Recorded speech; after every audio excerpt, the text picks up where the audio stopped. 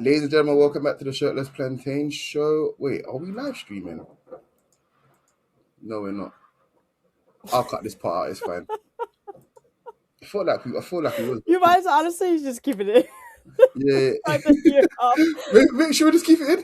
Yeah. So, okay. First and foremost, it's the new year in London right For now. you. It's not the new year for you guys on the other side of the earth. So this is quite literally being recorded at 1 minute past 12, January 1st, 2026. So I'm in the future, guys. You guys need to get like me. I'm in the future and you guys are not. Bear with Gabby. Gabby, Happy New Year for you that's in the past when you get there eventually. I'm still stuck in Christmas. That's why I'm wearing my gingerbread.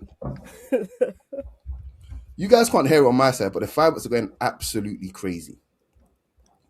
So apologies if I lose my train of thought for like within the next 5-10 minutes. But now we've got all the festivities and whatnot out of the way. Like, share, and subscribe. Gabby, tell them, or else you're gonna come see them. Listen, like, share, and subscribe. All right, it's slapping like Unai Emery. Yeah, exactly. Although some of you might like that. I'm not into that, but you know, I'm not gonna yuck your yum. You know. I'll be real with you. That we're gonna get into that part because I feel like it's important that your public image probably tells you how far you're gonna go in the league, especially if you're challenging for the league. If referees like you, you're more likely to, or if referees like you more than they like other people that they dislike, then you should be okay. But yeah, we're currently covering AFCON, as you guys know. So all the AFCON stuff is all over the pages and the YouTube and stuff. After this pod, probably there'll be a group stage roundup and a look ahead to the round of 16. So look out for all of that, all across our Blue Sky, Instagram, Twitter, YouTube. Surely you heard that. Scared me. Surely you heard that. That actually scared. I was in gun. Yo. Oh my god, that's actually dead. Yeah. So yeah. That's all across the channels and whatnot. You guys did a watch along for that, right? Too. Yeah, the Nigeria watch. We're gonna do another one, right? Bro. This is what I'm saying. It's difficult. Maybe we should save this to like maybe 12:15, maybe potentially. To be fair, I asked you earlier. I waited extra 15, 20 minutes for you. I couldn't. Honestly, it's just you know what? Yeah, I didn't even know what day it was today, guys. I legit didn't. I was like, oh shit, it is New Year's Eve. I was like, oh. But yeah, I'm not fully recovered. I've still got my cold and flu tablets. I'm probably gonna take on this call as well. But yeah, we're covering all of that. We're gonna do another watch along. And yeah, I suppose let's get into it. So, Gabby, Declan Rice news leaks 5 hours before kickoff, about 4.5 hours before kickoff. First of all, do you think it's suitable for I want to say, that's probably not the right question actually. But do you think that we live in a world where it's okay, where being first kind of trumps being ethical when it comes to these sort of things? Yes, absolutely. I mean, we live in a world without shame now, so I am very much a pro advocate of bringing back shame. So this leaking stuff early, I know, like, granted, I know he said, like, if you don't know who we're talking about Gutterblog, because that's the person who put this information out there, reported the news. However, I saw that he said, if I have access to this, that means a club like Aston Villa, who is playing us, will also have access to the information. And I was like, maybe not. We'll never know.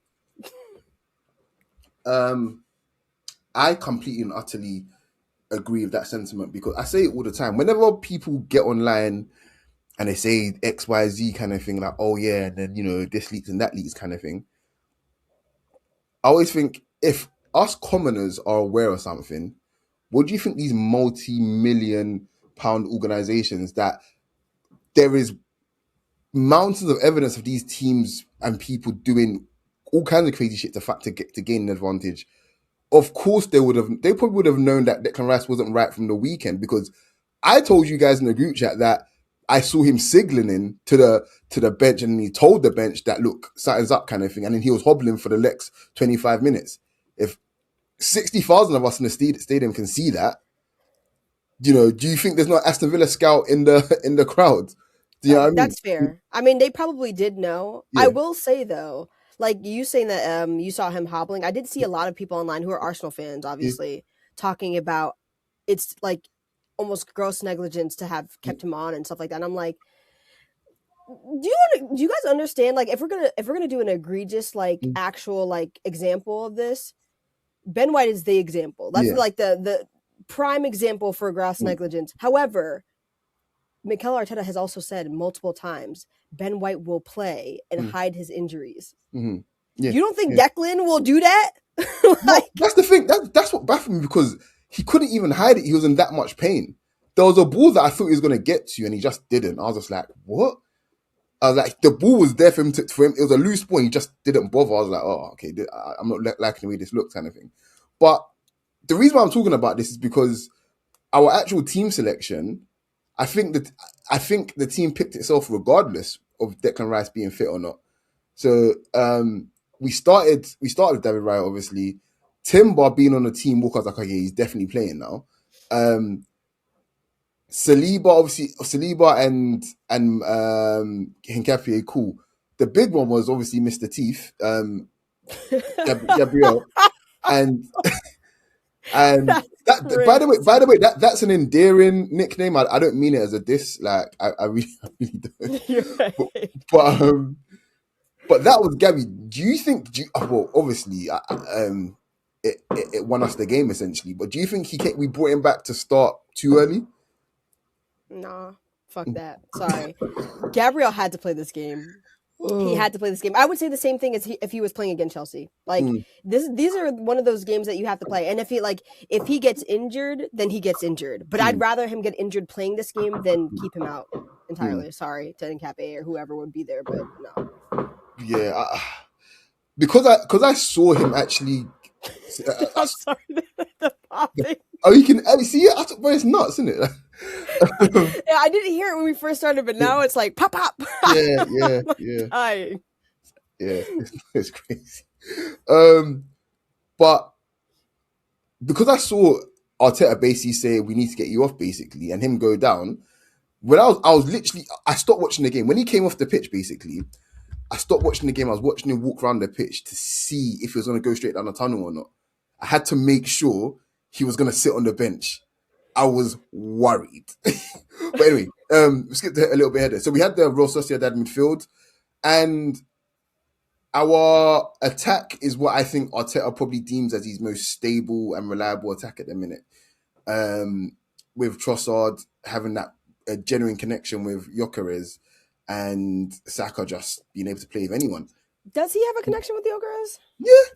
All of Gyökeres' best chances, apart from maybe a few since while they've all played together, has come from Trossard passes. Whether it's the 1-2, the one around the corner, or whether it's just a cross finding him.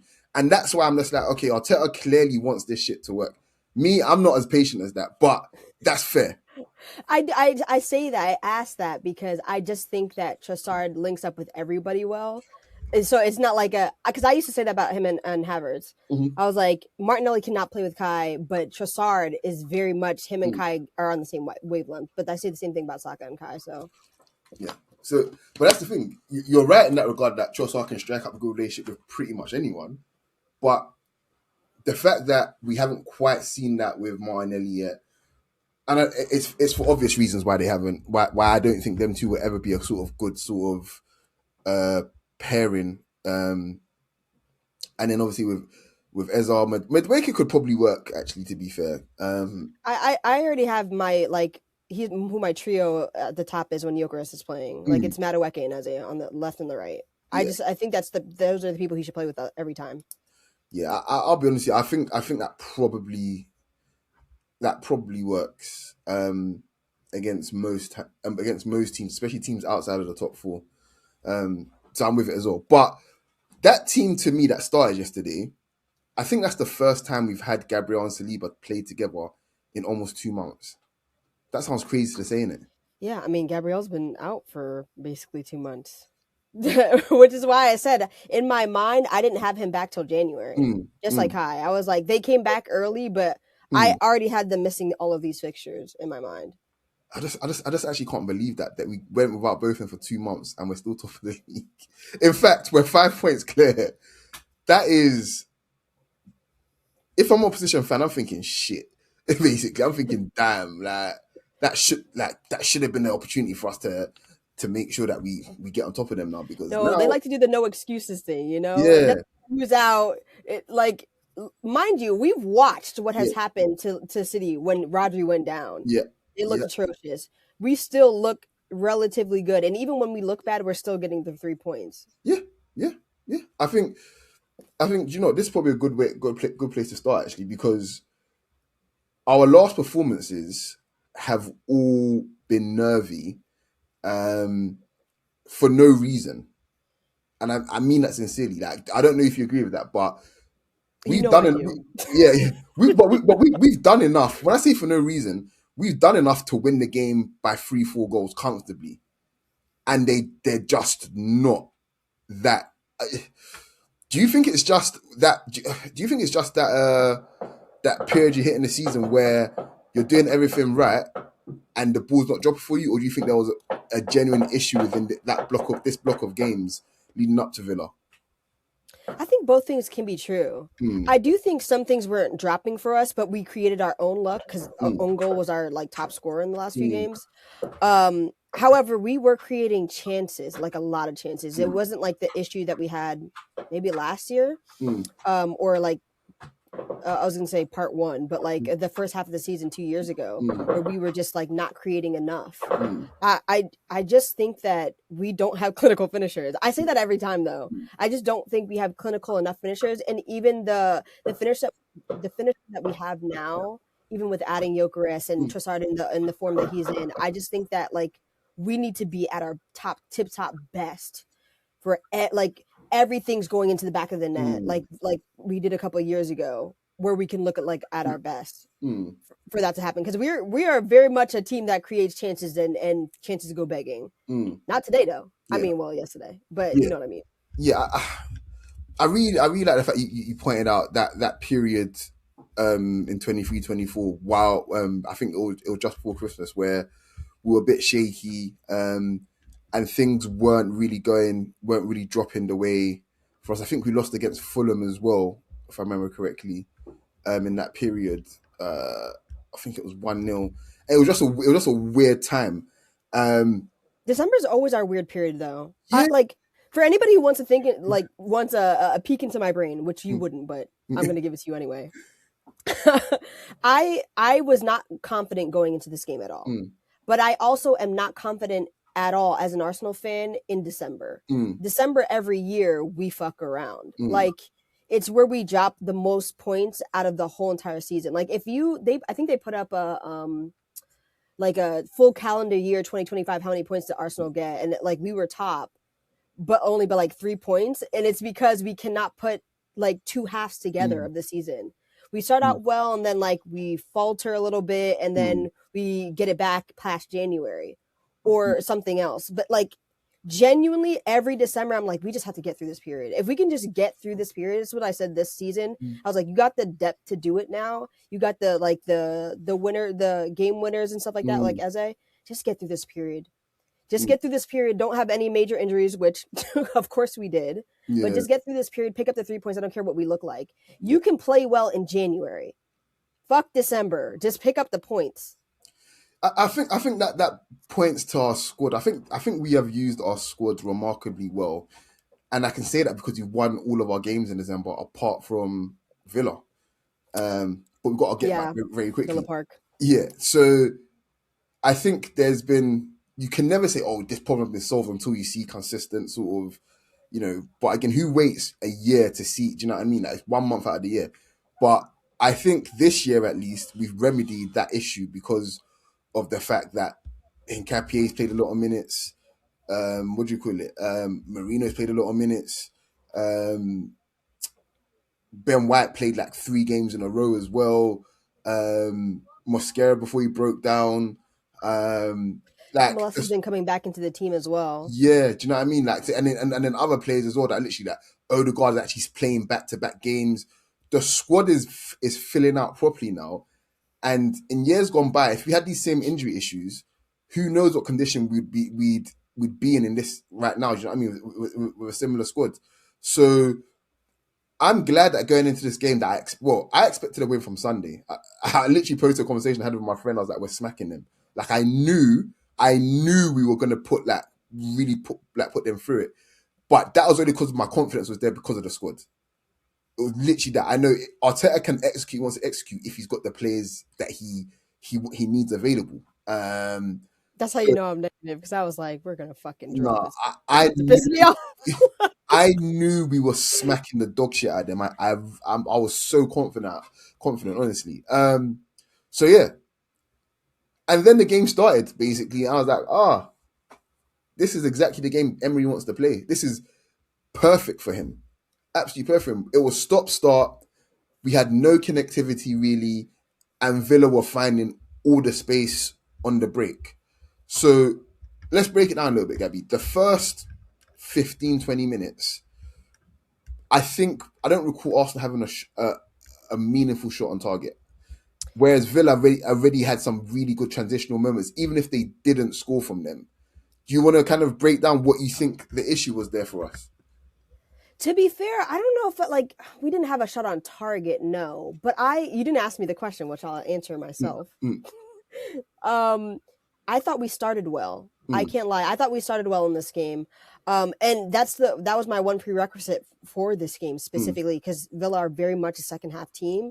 And I was like, we need to hit them hard in the first half. Try to get a goal, at least one, if not more. Best second half team in the league. Exactly. So I was like, yeah, we need to slap them at home. Get the goals early.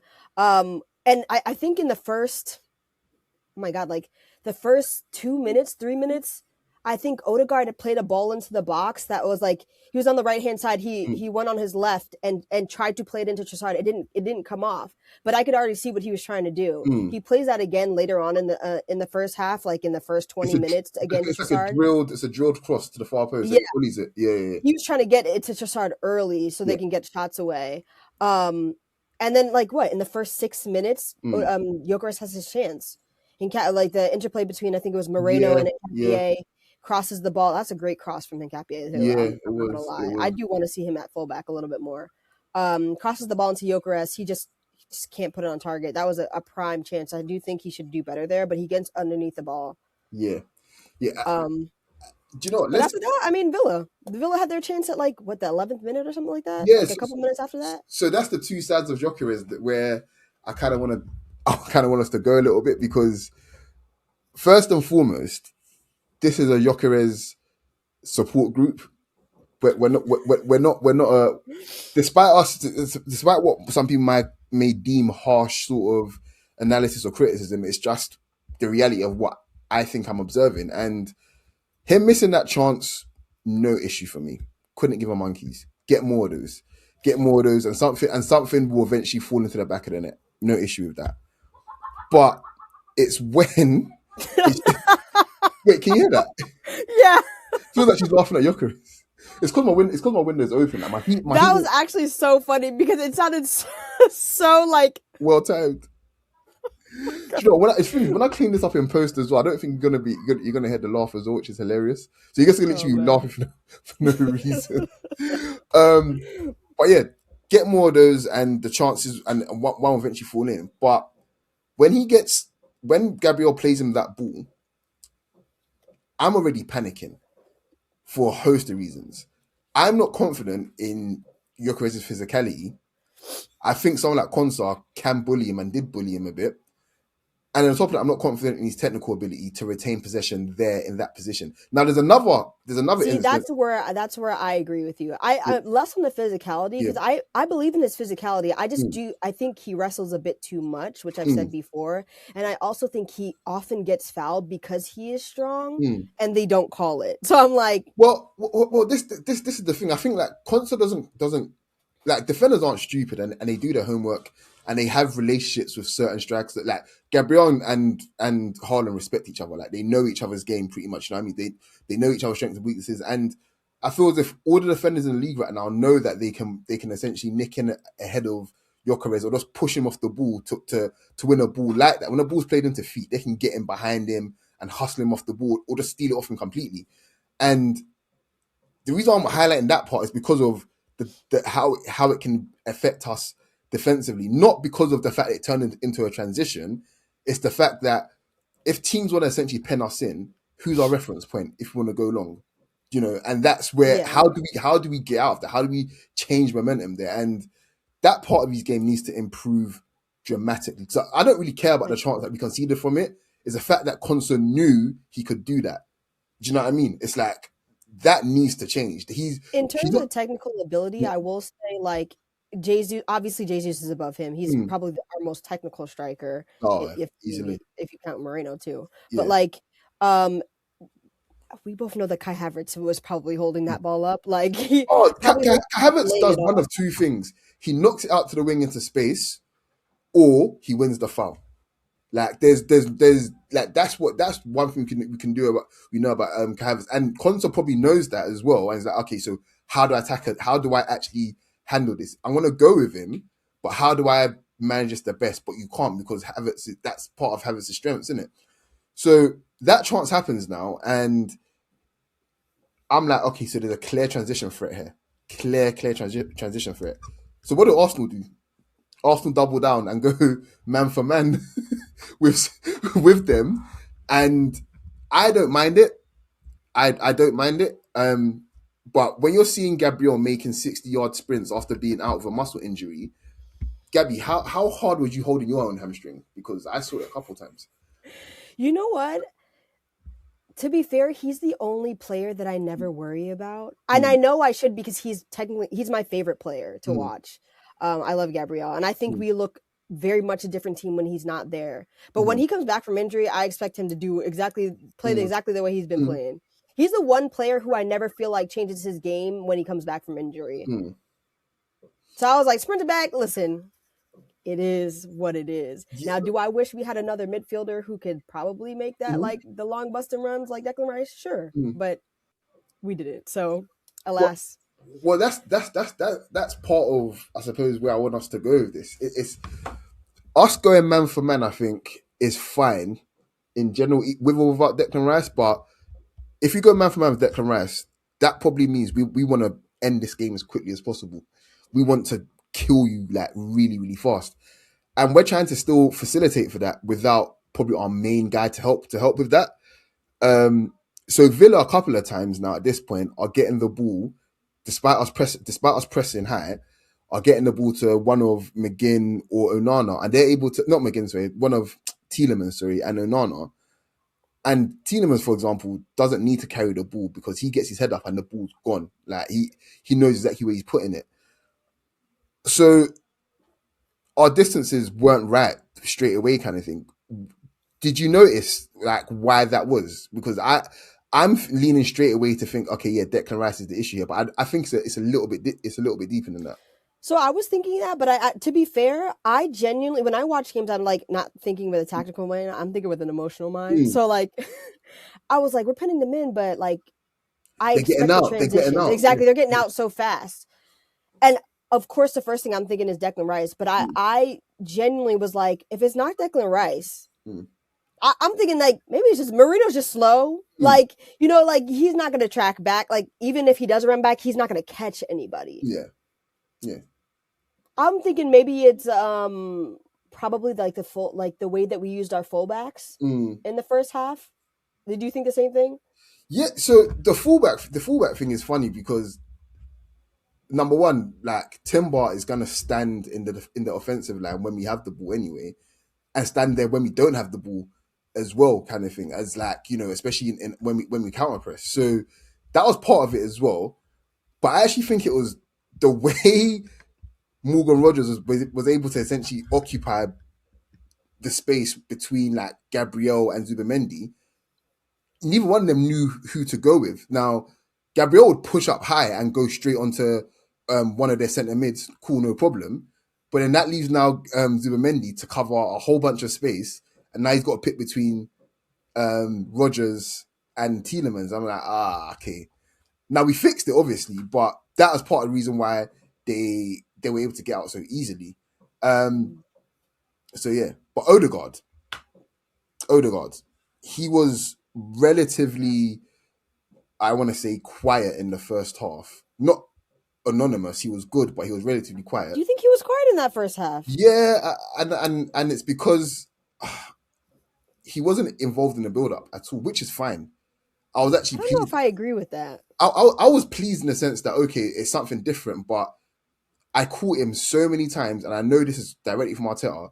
He was standing in the same line as Gyökeres, just in the right half space, rather than dropping in kind of thing. And I was like, so we want him to affect the game here. We don't want him buzzing around. And that obviously changed in the second half, because in the second half, he was just immense.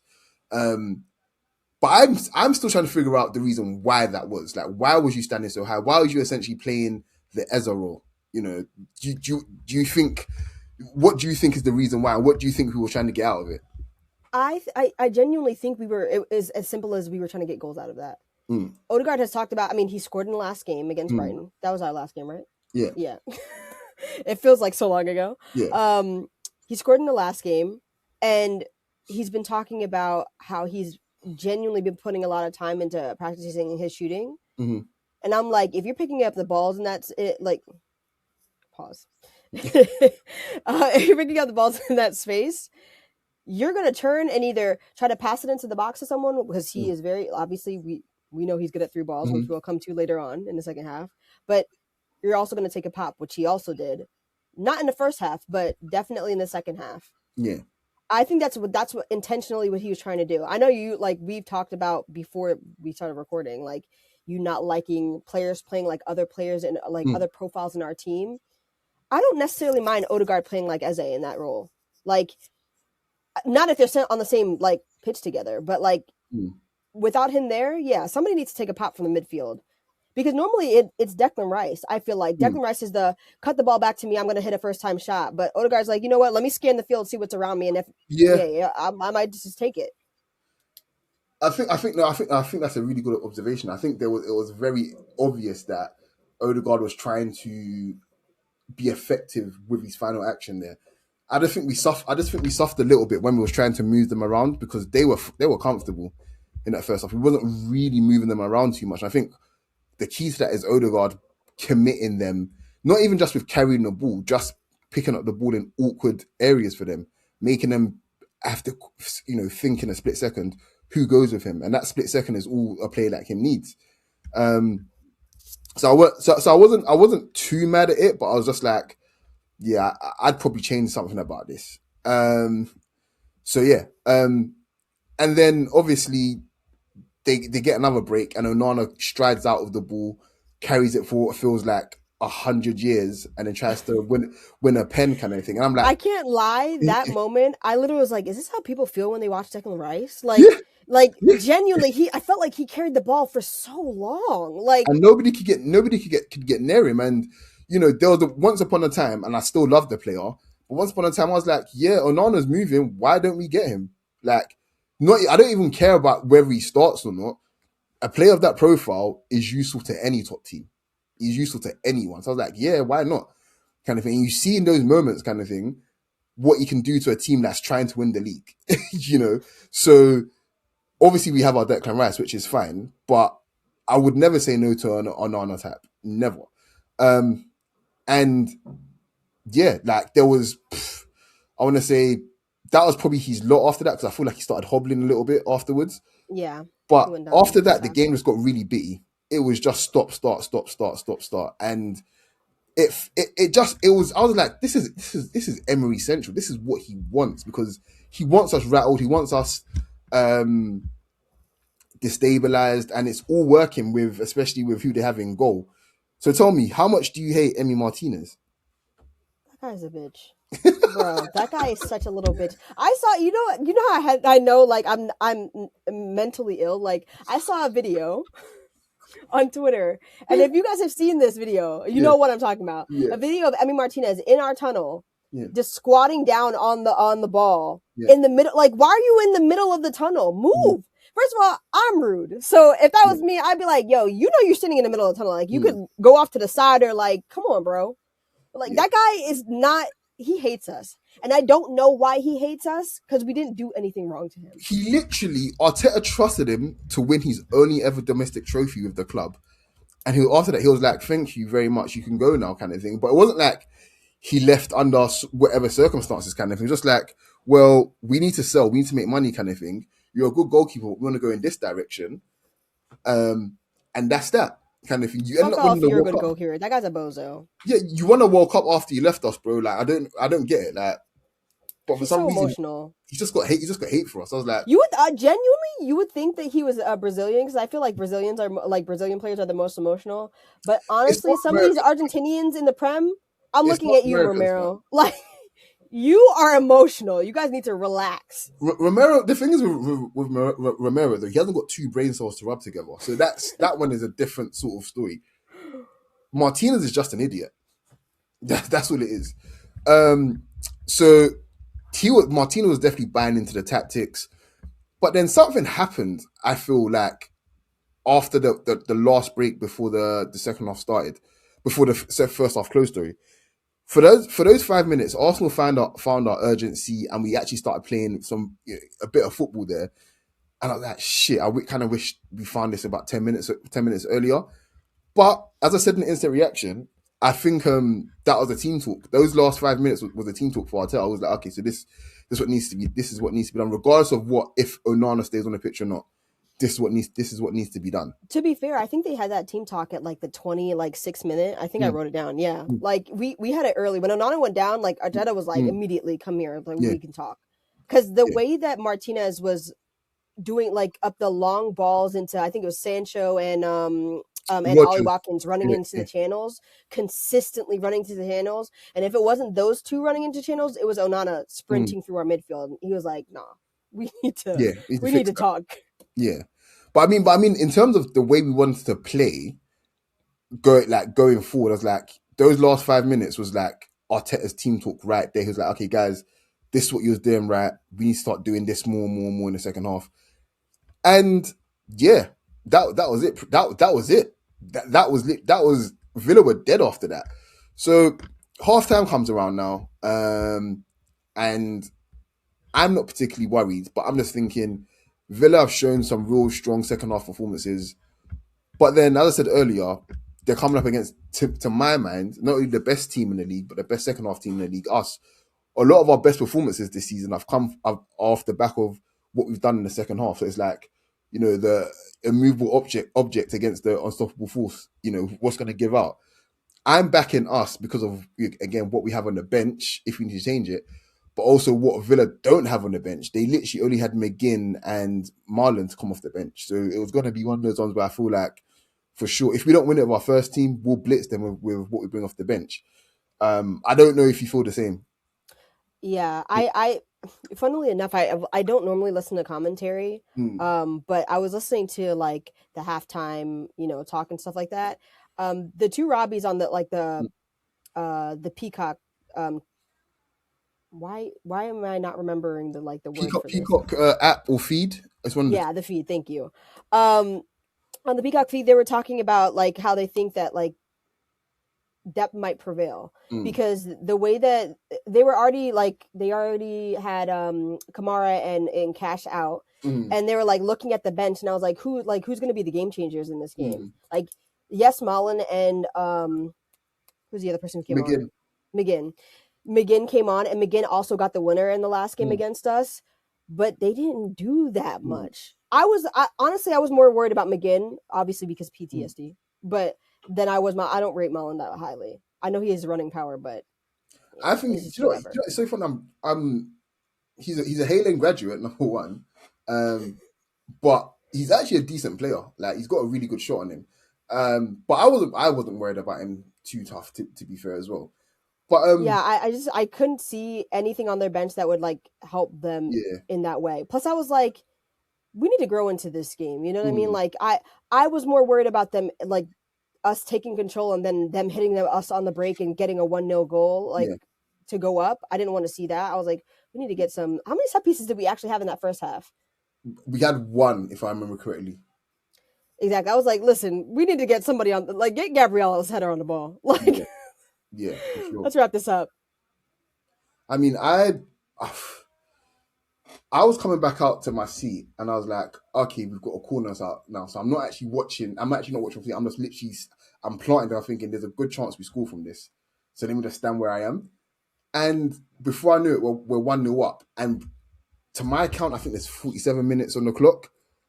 I was like, oh, okay.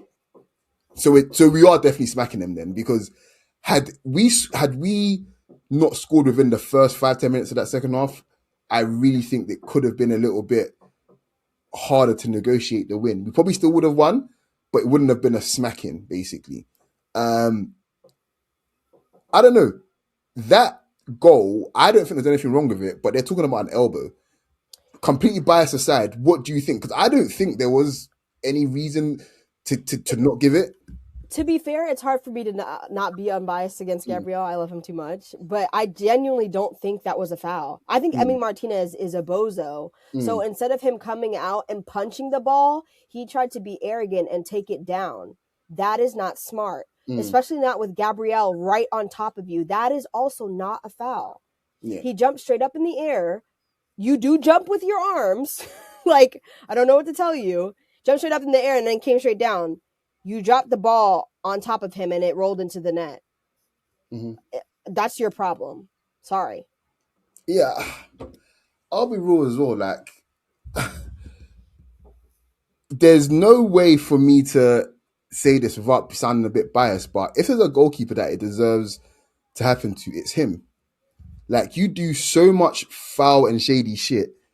He did so much in this game. The Yeah, whole so I'm first half, saying. he was So it's time like, wasting. You so guys, I know you were in the stands, yeah, but like hearing the crowd through the actual yeah, TV, like listening to them yell and yeah, scream at him to kick the fucking ball. yeah. Oh my gosh, I was losing my mind.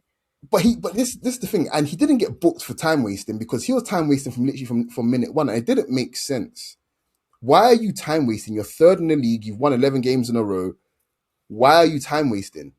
Like, why are you playing like a literal small club? I couldn't understand it. So, but yeah, we go a goal up, and it's for me after that it's party time. It's party time. I think our midfield and Trossard basically just blitzed them. Like Zubamendi and Odegaard were on. It was really brutal. It was a really brutal sort of performance. And I'll be honest with you, I want to say I want to give. I initially sort of gave my. I think I did I give my man the match yesterday? I gave my man the match initially to Odegaard, and while it's still there, on reflection, I'm probably going to give it to Zubamendi.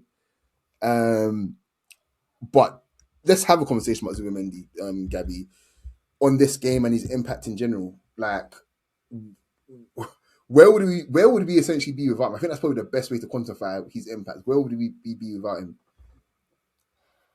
I I don't even want to know. The Yeah. way that he has integrated into this new league, this new system, Mm, with these players he've never played with before, other than Moreno, so mm, seamlessly almost, is nothing short of spectacular. Like mm. genuinely, he's going to be a big reason why like we win the league Yeah. if we do it. I think that like if we're just talking about like actual production from him, Mm. I think this is his best year playing like as a Ever, professional, yeah, yeah. and we're halfway through. Mm, Like he still has plenty of like time left to add on to that goals and assists, mm. and I fully expect him to get it. I'm gonna try something. Like, Dean asked me how many goals and assists he ends up with, and I feel like I said in all comps, I said something like 12. I think it's Um, gonna be around 12 too. um, I'll be honest. I feel like he's on what 3 goals now. He can probably get. Yeah, He can probably get another 3 or 4. I think for the end of the season. Um, I think so. But this is actually quite interesting because this all starts with Odegaard out muscling Sancho. Mm-hmm. And we always talk about matchups and, you know, how it's a mismatch. And, like, you know, with all due respect, when Gyökeres was chasing down Onana, Odegaard was jogging. He was like, "That's not my fight, bro." Like, no, it's true. Like, let's call it what it is. It's true, and there's nothing, and there's nothing wrong with that. But then he sees Sancho, he's like, "Oh, that's lunch." Do you know what I mean? That's crazy. But That's do you get what I mean? Like, so knowing when to pick your battles is fine. It's absolutely fine. And I love the fact that, you know, we got like the play was broken and Odegaard was in right place, right time to steal the ball. And then he does the thing I love about him most, which is just carry the ball and just have people guessing where's the ball gonna go, like they don't know. And then the weight of pass was just spectacular. Did this like assist remind you of anything? Because it reminded me of something specific. Maybe, but this pass was way better, to be fair. Maybe an Ozil pass to Bellerin against Leicester, Ooh, I want to say. But I that think I know what Ozil you're pass talking about. was I was thinking about Odegaard-esque, like yeah. another like moment, but like genuinely, it kind of reminded me of the moment against Porto when he slips the ball and pushes hard. It's Yeah, because yeah. he shifts so quickly. Mhm. He's sprinting, and next thing you know, he's like shimmies, and then the ball's through, Yeah. and you're like, dang, like we already scored. Like I love when it's that seamless. Yeah. It was just so nice. Also, that finish from Zubamendi was Clever. beautiful. So clever. So clever. Martinez is sprinting out at him to close him down, and he just deftly like Over his foot. lifts it over Yeah. the trailing leg. It's just so nice. Yeah. I think the most satisfying thing about this goal is that it quite literally could have been Zubamendi passing it to Odegaard. Yeah. And it would have been the same result. Martin squared. Yeah, basically, and I think that's the beauty and I think the strength of the midfield that Arteta has built. You know, it could have been Declan Rice with like Odegaard won the ball at Declan Rice, and obviously we know how great of a carrier Declan Rice is. You know what I mean? Like all three of our midfielders, our best midfielders, are all capable of providing or scoring that goal. You know, that is a real strength, a real testament, and where I feel like we're getting closer to the to like an optimum midfield and selection midfielders where everybody's good at everything, which is where you want to be. Obviously, you have specialists, you know, in finishing and final ball and stuff like that. That's why they're attacking ones. But everyone should have a good level of being able to win a ball or press and carry and pass. You know what I mean? Like everybody in your midfield should have a good level of that. And I feel like we're pretty much there now, man. So at that point, we're levitating. Like the stadium is. Let me just say something actually quickly here. You heard it through the TV, Gabby, and from your experiences watching through the TV, this season alone, have you been impressed with the crowd? Yeah, I have actually. I feel like don't normally pay attention to the crowd because I'm most of the time anxious about the game. But I do think that they have been trying to be the 12th man this year. And I think it's really showed because like we have 14 wins at the Emirates in all comps this season on only one draw, no losses. Yeah. I think that has a lot to do with the way that we play, like Yeah. them egging them on. And it's not like it used to be like maybe a year or 2 years ago where they're constantly trying to egg on the crowd to like actually get up and say something. I think the fans are just engaged this year. Yeah. And this is what we were this is what me and my boy were talking about yesterday. It was like in the first we were like, this is a cauldron, bro. Like it felt like a cauldron. I was like, wow. Like we were just like we were singing, we were going nuts as well. But seriously, at one point we just sat there, we were like, yeah, this feels right, and it feels like we're in tune with the players as well. But I say all that to say after the second goal, that's when it really got vicious for Aston Villa. They tried to prop up their fans tried to prop up their players. We shut them down ASAP. Just started singing over them. When the referee told Arteta to what do you call it? to get back in the technical area, the crowd just started his song. We've got super content. Like it was, we were so on point and so in tune with just making sure we're not giving them a single thing today. Like so yeah. But after that, I think we had some good moments. I wanted to go back to the actual first goal actually. Gyökeres, long ball up to him, he controls it. You know, plays with Saka a little bit, pause, and then we win a corner. You're starting the year off very unserious. I'm sorry, Get your mind out of the gutter. I'm sorry. That's crazy.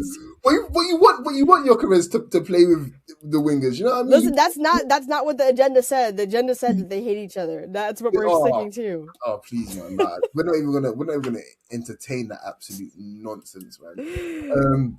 But yeah, that happened, and I was like, okay, Gyökeres, a bit more of that, please, but mainly just stay in the box. He's rolling the second goal. Obviously, people are overstating it, some are understating it. But when you make defenders make a decision, them making that decision is just half seconds that Odegaard needs to obviously execute. But yeah, we're gonna get to the third goal now. Trossard.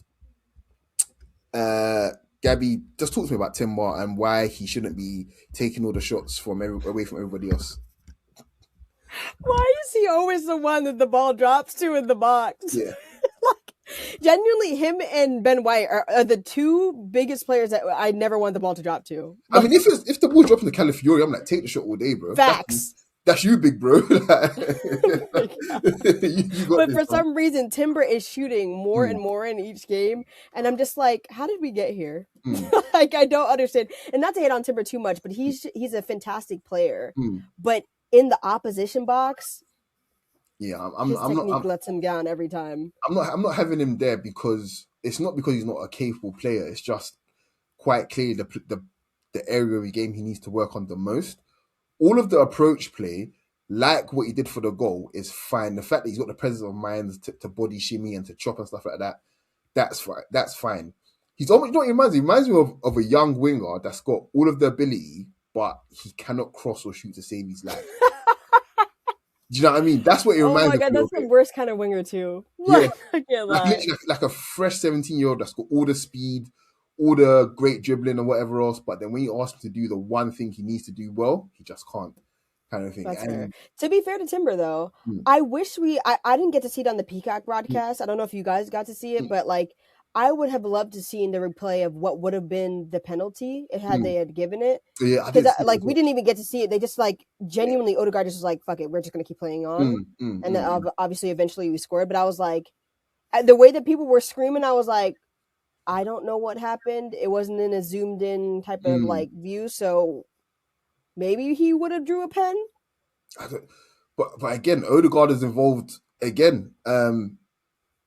Do you remember when we were having this conversation about Odegaard doing, a lot of good work down on the left-hand side, and it's because of the fact that things are just way more simpler for him. He's got an angled cross natural on his stronger side, and he can just play straight through balls in the half space as well. And the goal essentially came from him crossing the ball first time, I believe, into the far post. It was a really good ball as well. Odegaard's heat map, by the way, is way more central than it is usually. I'm completely divesting from the idea that he's locked into the right hand side because he hasn't been for a while. He literally hasn't. I hope he's not. He's best when he's floating on both sides. This is what I'm saying. If you want to go all the way back to the Newcastle game, look at all of his best work. And even that 10-minute cameo, he was everywhere. He was absolutely everywhere. So in my mind, that it's been that way for a while. I don't see him as just someone that just sticks in the right half space. He hasn't been that for a while. But Trossard's goal, Gabby, I saw you tweet saying, thank you, just locking your foot and hitting laces kind of thing. He's the best at it. Let's be frank. He's the best at it. Laces through the ball, man. The sound of it hitting the net on the broadcast was so satisfying. Yeah. We knew it was in. Like when he hit it first time, I just knew it was in. I was like, yeah, Yeah, especially when goalkeepers don't dive as well. I think it's so satisfying. Like Yeah. they're beating all ends up kind of thing. It was it was really good. And at that point, if I'm just like, yeah, Arsenal have it well within. They're very very capable of literally scoring another 2 or 3 here. We can do this for sure. Um, but we've got 3 goals, and Gyökeres is on the score sheet, and I'm just worried.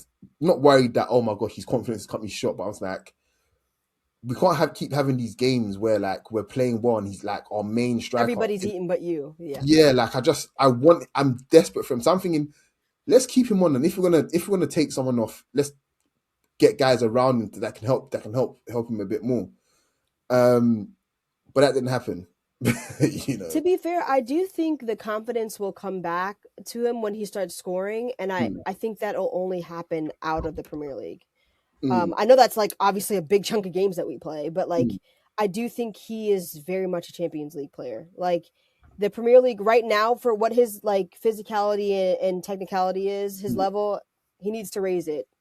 And his like football IQ right now, his movement is definitely not where it needs to be. That's probably where I'm most frustrated. I think that like when he plays with more space, less defenders on top of him, like less grappling and fighting with people on the ball and hitting in low blocks, I think that he'll have a lot more, 1, shots and opportunities, and 2, probably goals.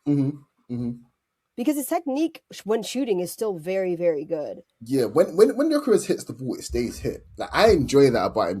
Like I'm a very simple man. I like strikers that shoot the ball really hard. Like it's just it's nice. It's a good thing. Like let's not demonize strikers for being some strikers being one-trick ponies. There's nothing wrong with that. But it's just manufacturing those chances for him to get there is where I'm just we need to find a way. Yeah. So yeah, I think we make a sub now. So I think it's both. Actually, no, Jesus comes on first, isn't it? So I think he came on last. I think Maslow Skelly came on first. They were both on the byline, but yeah, then Gabriel came off for yeah. Yeah, so Gabriel, all right, yeah. So Gabriel came off, and then obviously Capie moved to centre back. Let's talk about that. I'm pretty sure that was precautionary. He was just like Arteta was like, you're not going to play the full game, and we haven't heard anything to say that it was anything serious as well. Which is no news is good news, basically. Actually, no, with Arsenal that is actually not. We don't know. Sometimes they lie, but at least for this one specifically, I think it was precautionary because the game was already won. We were up 2-0, 3-0 at that point. So yeah. But then the Gabby Jesus sub happens, and it's literally he scores with his second touch. The first touch to set himself. And again, who's involved in the game at the beginning of the goal? It's Martin Odegaard again. So yeah, look, Martin Odegaard. If you let me have like 25 seconds of this, Martin Odegaard has done a lot of good things in this current run that we're in, kind of thing. But I think the most understated and probably most misunderstood part of what he's done right now is he's genuinely become an all-phase midfielder. Like people have spoken about it for a while, but it's never actually come to genuine fruition until probably the last 5-6 games, I want to say, where he's quite literally doing everything almost all the time. And the second goal, obviously he wins it deep, carries it, creates the goal. Second goal, it's him facilitating. And facilitating is essentially what I'm getting at. It's him facilitating with the cross. It's him facilitating with the movement, stuff like that. And then the fourth goal is him taking the ball in an uncomfortable position, chesting it and knocking it out wide to his number 6, who carries it up the wing. That was such a lovely move. I can't lie. First of all, Hincapié even like having I will say the gall to play that pass, because he could have made the easy pass. Yeah. He was like, "Nah, let me just fuck around. Let me fuck around and pass it to Odegaard there, so we can get out." And Odegaard tipping it over. I don't know who the person is that he tipped it over, so he can get it out to Zubimendi. It might have been. I don't even know at this point, to be honest. Who cares, man? That was so nice. That was so nice. I was like, "Oh, we're hooping now. The pressure's off." Yeah, and this is the thing. people are going to remember of that is Zubimendi driving up the wing because he's like, that's our number 6, what's he doing? But Odegaard sets us off. But he's capable of doing that. But he's also capable of what we saw in the second goals. You see what I'm saying? And I think people are like, oh, but he should be in the final third. And why is he sitting on top of our centre backs? Understand what we're trying to achieve. Understand what sort of player he is, and you'll literally have less complaints. You know, I think against Everton, he had 52 touches. That's quite low for me, for Odegaard personally. I think that's quite low. Against Brighton, he had 62, and against Aston Villa, he had 65, if I remember correctly. So there's a clear uptick in his involvement with the ball. He's better for it. I want Odegaard touching the ball a lot. Like, he has to be. It's not gonna hurt the team, because what does Odegaard do when he gets? Odegaard rarely takes more touches than needed, unless you're an idiot looking for an excuse to criticize him. That's what I was going to say. I think that the problem is that the agenda against Odegaard is that he slows down play. Like, and I don't agree with that. I do not think he slows down play. I think he plays the way that they all play. So if we're playing fast, Odegaard is playing fast. And then I think the one thing that I try to criticize about him only is his shooting and also dictating play. Like, when we're playing slower, don't play down to everybody else's level. I need you to up the tempo, which I do think he is starting to do, especially this season since he's come back from injury. I think that people tend to forget how good he is, which I've said in the last couple pods, how good Odegaard is, because their view on him is skewed on either the agenda or skewed on the fact that he's been injured and been playing below his own level. And look, let's be honest here. Like, him nursing an injury and trying to affect games and trying to get back into rhythm, kind of thing, while obviously taking on all this new information that Arteta's given him because of a new midfield composition. No one's giving him grace when they should be. They really should be, and that's generally where I feel like the disconnect is. People are looking at, you know, Ray and Shirky, who's a completely different player to Odegaard, by the way. Oh, look how many assists he's got. It's like, guys, you're not like, Shirky is not doing what Odegaard's doing for us. He's just not. We're not going to even ask him to do that, because that would be unfair on him, kind of thing. Do you know what I mean? So it's like, we have to start viewing players for what they are and not what you think they are. You know, it's really quite frustrating having to essentially explain that, because even if people do accept it, kind of thing, it's like, now it's an ego thing. I've been talking all this shit for all this long, kind of thing. Now I've got to actually reconcile with the fact that I was probably wrong. No, I was definitely wrong about it. Do you know what I mean? And nobody's really prepared to actually interrogate themselves and have that conversation. But I say all that to say that Odegaard's my captain. Like, that's my fucking captain, bro. Like, there's all this talk about, oh yeah, he's gonna come out of the team. It's never happening. It's never happening. Just never. Just accept it. Man. That's teacher's pet right there. That's Arteta's favorite. Honestly. So you're gonna have to get over it. Anyone who doesn't like him. Yeah. So I suppose we're talking Odegaard. Let's quickly do the Jesus goal, and then we'll wrap up with the subs that were unused, basically, and we'll go from there. So Jesus' goal was fantastic. Again, I'm not digging out Gyökeres, but people are like, oh yeah, it only took 55 seconds. Gyökeres is not scoring that goal for us ever. He's not. So get that out of your mind. That's not Gyökeres' bag. That is Jesus' bag. Jesus is capable of that all day long. So it's great we got the ball to him there. Even if he didn't want to shoot first time, he could have beaten a man and whatever. Do you know what I mean? Done something magical. Probably lose the ball, but it's fine. But again, how happy are you for him that he's actually got that, you know, out of he's got the monkey off. It didn't take him long to get a goal. He's been fit for what I think I want to say 4 games, and he's like, okay, now I've got a goal. Going into the new year, let's go. I'm happy that he's playing well, because I think it relieves a little bit. I know people are going to think the opposite, but I think it relieves a little bit of pressure off of Gyökeres, because one of our strikers has to score, especially like while Kai is still going to have to get acclimated because he has not played in months.